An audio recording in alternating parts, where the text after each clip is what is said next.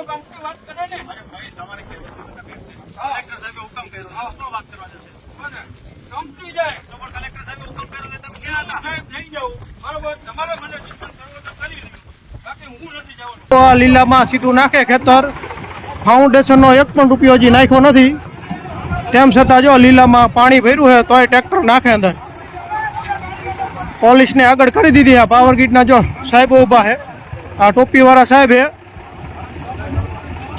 દાદાગીરી કરીને અંદર ટ્રેક્ટર નાખે.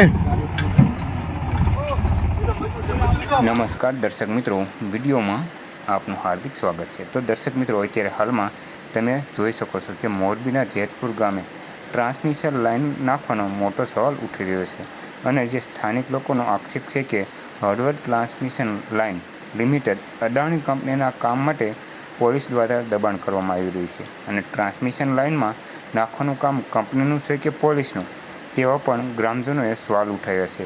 તો શું ખરેખર આ ખેડૂતો હેરાન થઈ રહ્યા છે અને તમારા મંતવ્ય શું કહેવું છે તે કમેન્ટ બોક્સમાં કમેન્ટ કરવા વિનંતી. તો દર્શક મિત્રો, આ એક જગ્યાએ નહીં પણ અનેક જગ્યાએ આવી રીતે લાઈનો અને વીજ પોલ પણ નાખવામાં આવી રહ્યા છે.